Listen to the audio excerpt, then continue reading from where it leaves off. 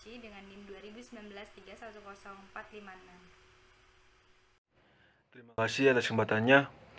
Perkenalkan, nama saya Rian Nuruda dengan NIM 2019-3189. Perkenalkan, nama saya Reza Maulana dengan NIM 2019-310103. Saya Dewi Ayu Turjani dengan NIM 2019-310469. Perkenalkan, nama saya Nur Jihan Ramadan Tiba Hajai dengan NIM 2019-310470. Perkenalkan, nama saya Fareza Parnadia dengan NIM 2019-310098. Terima kasih atas kesempatannya. Di sini kami dari kelompok 3 akan mempresentasikan hasil diskusi kami mengenai materi tentang tujuan dan tanggung jawab audit. Baik, di sini saya akan menjelaskan tujuan melakukan audit laporan keuangan. Tujuan audit merupakan untuk memberikan pendapat auditor kepada pengguna laporan keuangan. Apakah laporan keuangan disajikan secara wajar dalam semua hal yang material, posisi keuangan, hasil usaha, perubahan ekuitas, dan haruskah sesuai menari dengan kerangka akuntansi keuangan yang berlaku. Memahami tujuan dan tanggung jawab untuk audit. Yang pertama yaitu membagi laporan keuangan ke dalam siklus. Yang kedua, ketahui asersi manajemen tentang laporan keuangan.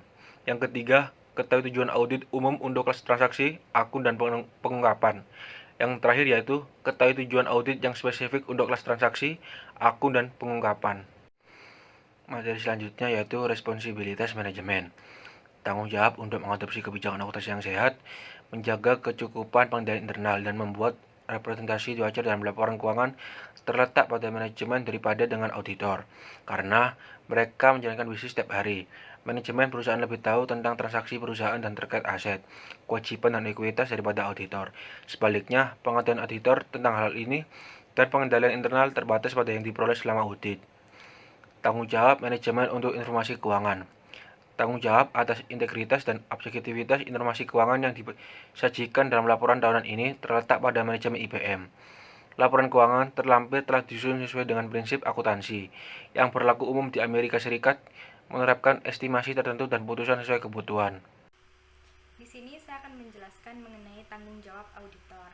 Yang pertama, standar audit CPA menyatakan tujuan keseluruhan auditor dalam melakukan audit atas laporan keuangan adalah untuk memperoleh keyakinan memadai tentang apakah laporan keuangan secara keseluruhan bebas dari salah saji material, baik karena penipuan atau kesalahan, sehingga memungkinkan audit untuk menyatakan pendapat apakah laporan keuangan disajikan secara wajar dalam semua hal yang material sesuai dengan kerangka pelaporan keuangan yang berlaku. Selanjutnya, melaporkan laporan keuangan dan berkomunikasi seperti yang disyaratkan oleh standar auditing. Kemudian selanjutnya, alasan keyakinan audit tidak mutlak. Auditor memang bertanggung jawab atas keyakinan yang wajar, tapi tidak mutlak untuk beberapa alasan, seperti sebagian besar bukti audit dihasilkan dari pengujian sampel populasi, seperti piutang atau persediaan. Kemudian presentasi akuntansi mengandung estimasi yang kompleks, yang secara inheren melibatkan ketidakpastian dan dapat dipengaruhi oleh peristiwa masa depan. Akibatnya, auditor harus mengandalkan bukti persuasif tetapi tidak meyakinkan. Dan yang terakhir, laporan keuangan yang disiapkan dengan curang. Seringkali sangat sulit, jika tidak mustahil mungkin bagi auditor untuk mendeteksi, terutama ketika ada kolusi di antara manajemen. Skeptisisme profesional. Skeptisisme profesional secara khusus dalam audit.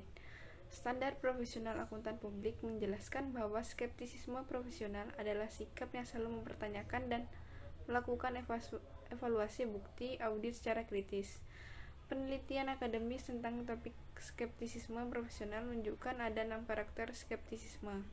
1. Pola pikir yang mempertanyakan atau kecenderungan untuk bertanya dengan sedikit keraguan.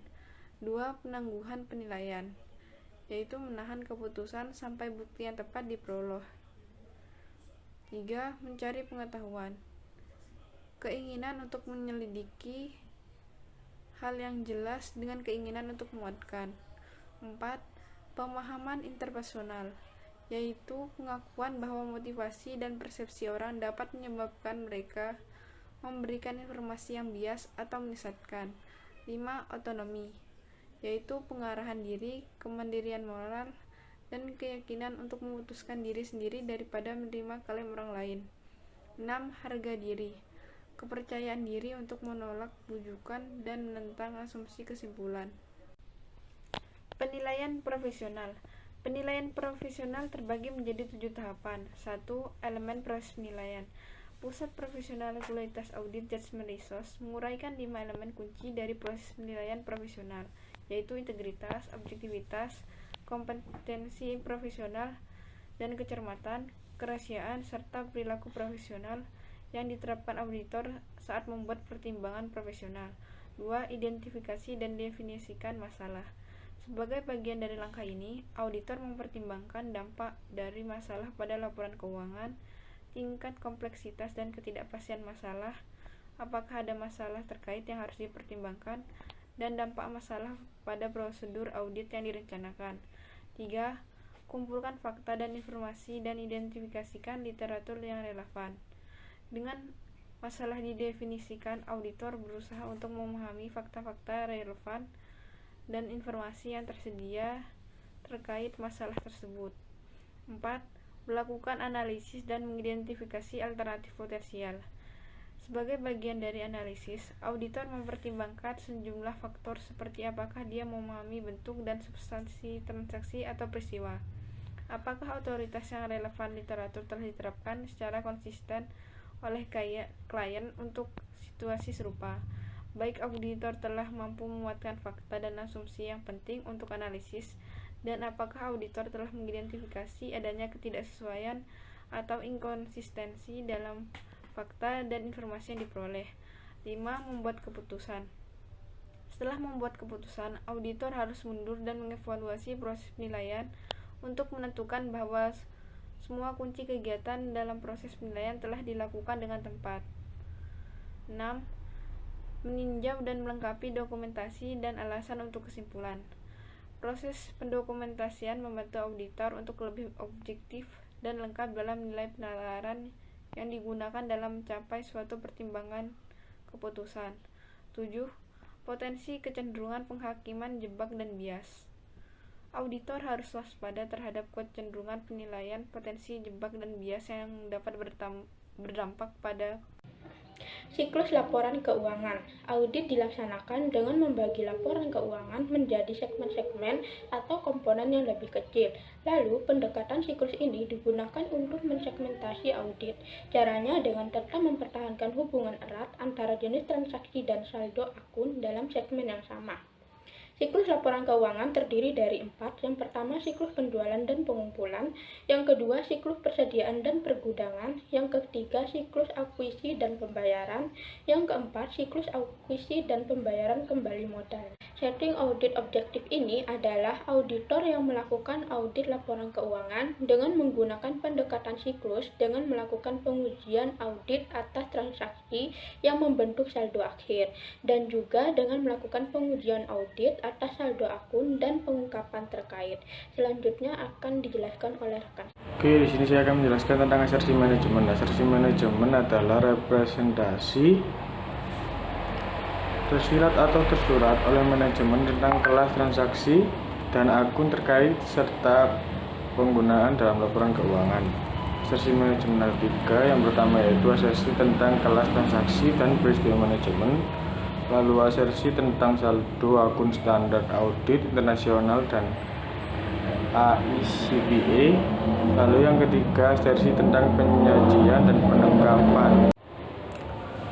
Slide selanjutnya yaitu tujuan audit terkait transaksi. Yang pertama, kejadian transaksi yang tercatat.